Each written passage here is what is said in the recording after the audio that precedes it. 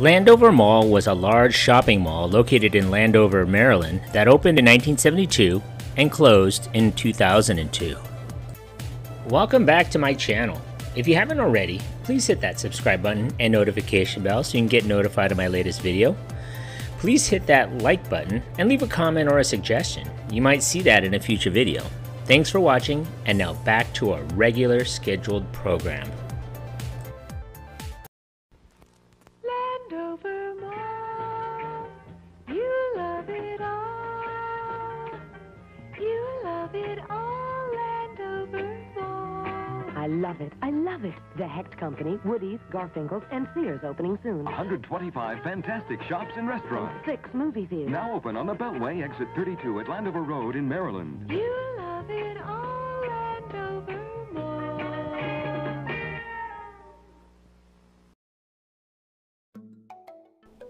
The Landover Mall was built by Sonny Abramson and Ted Lerner of Lerner Enterprises and opened in 1972. Located in Landover, Maryland, directly across from the FedEx field off Maryland's 202 and Interstates 95 and 495. The main reason for the success of Landover Mall was the fact that there was absolutely no other enclosed shopping mall closer to southern Maryland. Although Prince George's Plaza, the very first shopping mall in the United States, was located about 10 miles away, by the time Landover Mall opened, PG Plaza, as it was known, was considered tiny and very outdated, and was still an open-air mall. While there were a few malls further south on the Beltway towards the Woodrow Wilson Bridge, again, they were small and aging and not enclosed, and certainly not as hip in design as the Landover. Until the big building boom in Charles County in the 1980s, if you lived down the Route 301 corridor and you wanted to go to the shopping mall, Landover was the only place you could make it to without spending an hour or two in the car. In its prime, Landover Mall had 3 local department store anchors: Hecht, Garfinkel's, Woodward and Lothrop, Woody's, and 2 national chains, Sears and F.W. Woolworth Company. It was the first mall in the region to have 4 anchors until Fair Oaks Mall opened in 1980. There was a 6-screen movie theater in the basement, which had its own escalators, but it closed in 1991.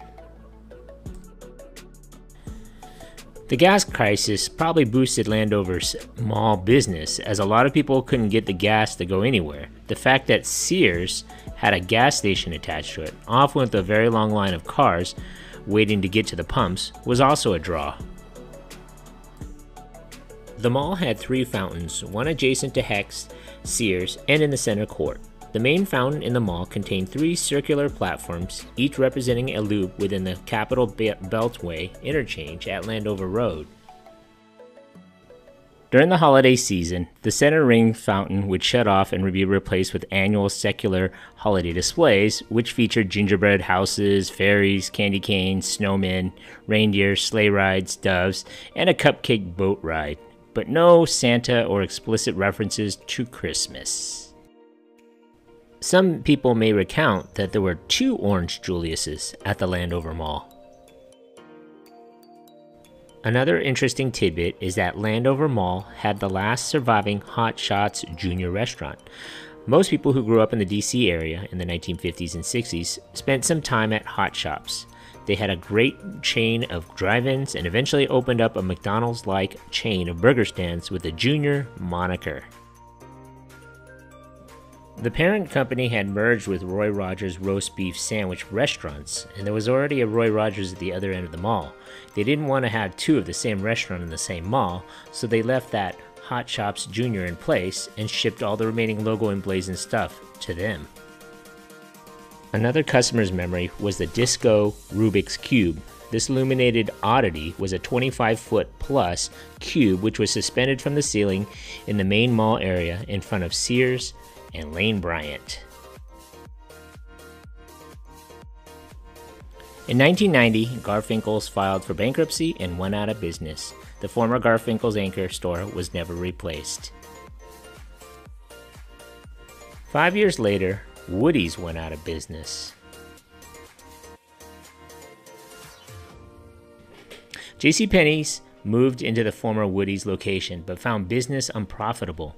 The store was converted into a JCPenney outlet location in the fall of 1998 and was closed altogether in early 2001. In early 2002, Hecht's closed after opening a new store at the Bowie Town Center in nearby Bowie, Maryland. Many of the well-known chain stores began to pull out. Eventually, all of the anchor stores left, and the few businesses which did remain were mom-and-pop stores. A $10 clothing store, another sign a mall is headed for disaster, and several empty storefronts. Through it all, Sears remained, and when time came for Landover Mall to be shuttered, Sears simply sealed off its mall entrance, used its exterior entries, and remained open for business. And toward the end, the Disco Rubik's Cube was removed from the retail wasteland of Landover Mall altogether.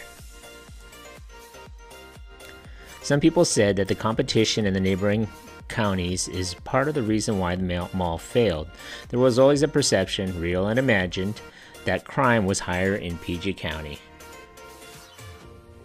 Others said that local protests were held there every so often. There was anger from the local community that the chains at Landover carried substandard selection than other locations. The perception was that shoplifting occurred more frequently here, so retailers didn't carry the high-end items. Some people who lived or worked near Landover were very loyal to the mall and hated the idea that they needed to go to other malls to get quality merchandise. The community also felt Lerner, the mall owner, was ignoring Landover while focusing only on mall properties in the more affluent neighboring counties. In 1997, the Washington Redskins built their new stadium, FedEx Field, across the street from the mall, and the mall was used for overflow parking. Some would say that that was the busiest they had ever seen the parking lot in years. After the closure of the main anchors to the mall, Ted Lerner decided to shut the mall down completely. The mall doors were sealed shut with cinder blocks, although the Sears store remained open. Demolition began in 2006 and was completed in early 2007. The entire mall was demolished and its aftermath was recycled. Sears was the only store that remained open after the mall's closure because it owned the land on which the building stood. However, its former entrances to the mall were sealed shut on both its levels. Sears subsequently sold the land underneath the store to Lerner. In January of 2014, Sears announced that it would not renew its lease with Lerner and close its store in March. Hey, if you just watched my video, thanks for watching. Hit that like button and please subscribe to Eric C. Productions.